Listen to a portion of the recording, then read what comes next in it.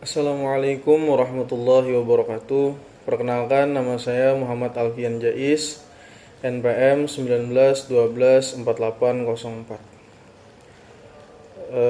Tujuan daripada pembuatan video kali ini ditujukan untuk memenuhi middle test dalam pelaksanaan PPLB. Pada kali ini saya akan menjelaskan materi fikih kelas 8, yaitu tentang puasa. Bismillahirrahmanirrahim. Alhamdulillahirabbil alamin. Assalatu wassalamu ala asyrafil anbiya'i wal mursalin sayyidina Muhammad wa ala alihi wa sahbihi wasallam. Subhanaka la ilma lana illa ma 'allamtana innaka antal alimul hakim. Wahdina wa wafiqna ila siratil mustaqim. Wala hawla wala quwata illa billahil aliyyil azim. Rabbi shrah li sadri wa yassir li amri wahlul 'uqdatan min lisani yafqahu qawli wa nawwir qalbi bihaqqi sayyidina Muhammadin sallallahu alaihi wa sahbihi wasallam. Pengertian puasa atau bahasa Arabnya shaum. Menurut bahasa, shaum atau puasa tadi artinya menahan atau mencegah. Sedangkan menurut istilah, puasa adalah menahan diri dari segala sesuatu yang membatalkan puasa sejak terbit fajar hingga terbenam matahari dengan disertai niat dan beberapa syarat tertentu. Jadi di dalam puasa itu kadang hanya berpuasa aja kita, bukan hanya menahan diri dari segala sesuatu yang membatalkan aja, tapi ada syarat-syaratnya. Syarat yang mewajibkan seseorang itu wajib puasa, dan syarat-syarat yang menjelaskan tentang sah atau tidaknya seseorang berpuasa.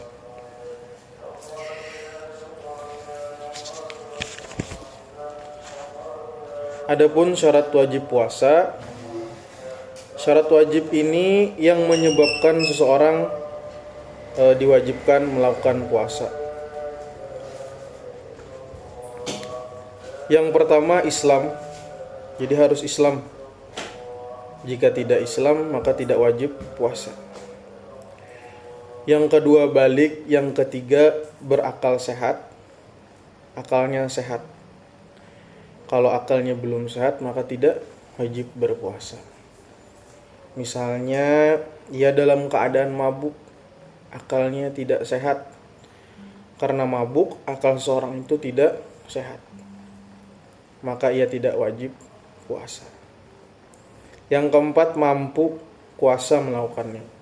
Sudah Islam, sudah balik, sudah berakal sehat, tapi kalaunya tidak mampu untuk melakukannya, misalnya karena udzur syar'i, karena ia sakit yang tidak memungkinkan ia untuk berpuasa, maka ia tidak wajib berpuasa. Yang kelima, suci dari haid dan nifas. Nah, biasanya ini bagi kaum perempuan, laki-laki tidak ada. Haid itu atau zaman sekarang disebutnya PMS, sedangkan nifas itu adalah darah yang keluar setelah melahirkan. Dan yang keenam, menetap atau mukim. Artinya tidak lagi sedang melakukan perjalanan musafir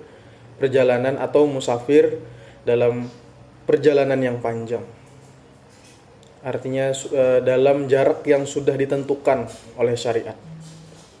Kalau masih jaraknya masih dekat, maka ia masih diwajibkan berpuasa. Tapi kalau jauh dan kemana-mana, maka ia tidak diwajibkan berpuasa. Yang kedua, yaitu adalah syarat sahnya puasa. Syarat sah itu ada 4. Yang pertama, Islam. Mun kada Islam kada sah puasanya. Yang kedua, mumayyiz. Apa sih itu mumayyiz? Yaitu ia dapat membedakan antara hak dan yang mana yang batil, yang mana yang salah, yang mana yang benar. Yang ketiga, suci dari haid dan nifas. Yang keempat, bukan pada hari-hari yang diharamkan. Jadi ada hari-hari yang diharamkan untuk berpuasa. Salah satunya seperti hari raya Idul Fitri. Nah, seseorang diharamkan, seorang yang Islam diharamkan untuk berpuasa pada hari-hari yang diharamkan seperti hari Idul Fitri tadi atau Idul Adha. Adapun rukun puasa, yang pertama adanya niat. Niat itu suatu keinginan yang ada di dalam hati untuk menjalankan suatu ibadah semata-mata mengharap keridhaan Allah Subhanahu wa taala karena menjalankan perintahnya. Jadi kita bisa dikatakan berpuasa dengan adanya niat tadi salah satunya. Nabi Muhammad SAW bersabda, "Man lam yujmi'a siyama qabla al-fajri fala siyama lahu." Artinya, barang siapa yang tidak meneguhkan niat sebelum fajar, maka puasanya tidak sah.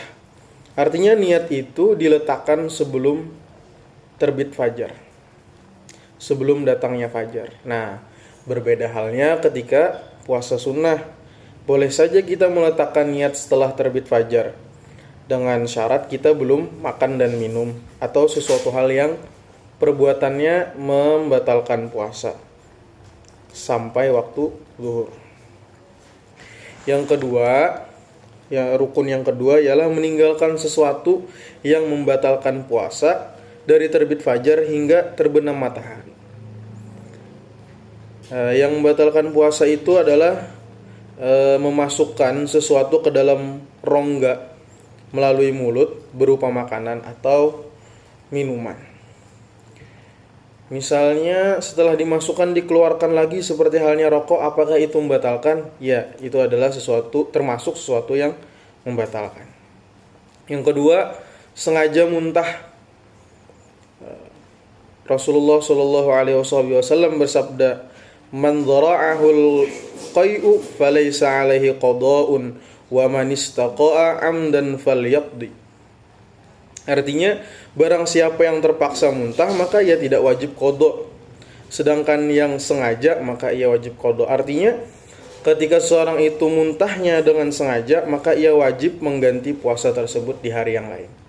Sedangkan ketika ia tidak sengaja muntahnya, maka ia tidak wajib qada, artinya tidak mengulang kembali puasanya di hari yang lain.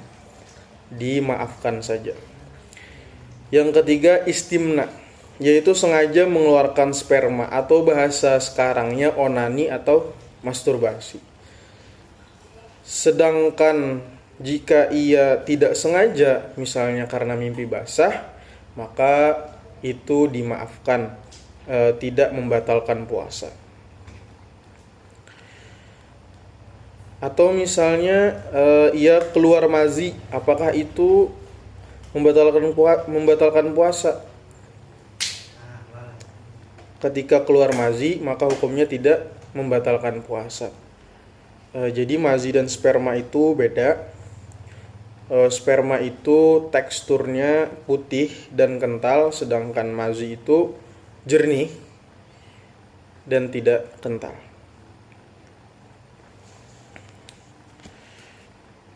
Yang keempat yaitu jima.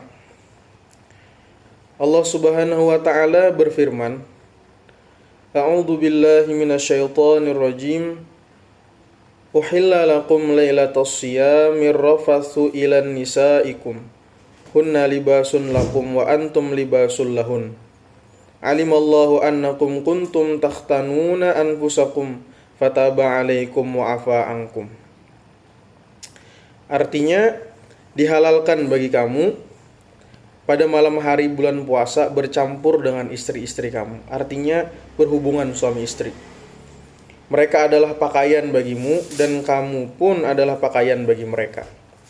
Allah mengetahui bahwasanya kamu tidak dapat menahan nafsumu. Karena itu Allah mengampuni kamu dan memberi maaf kepada kamu. Jadi jima itu diharamkan dilakukan ketika pada siang hari bulan puasa. Sedangkan pada malam hari diperbolehkan. Itu tadi pada surah Al-Baqarah ayat 187.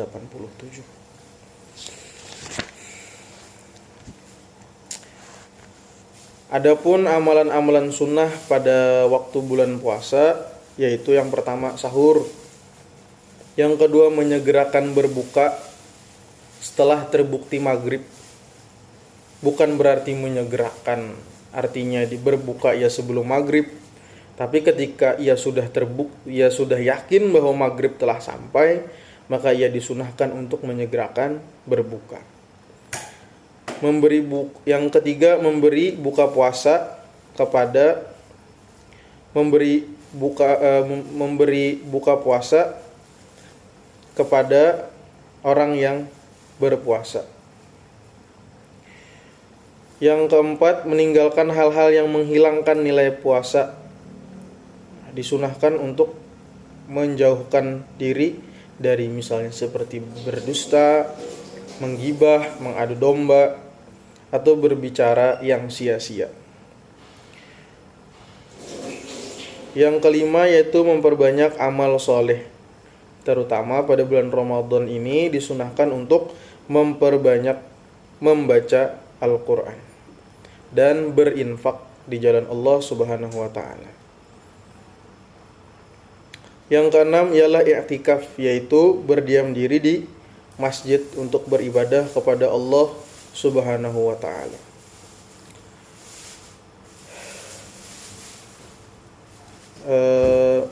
Sekian dari saya. Wabillahi taufiq wal hidayah. Assalamualaikum warahmatullahi wabarakatuh.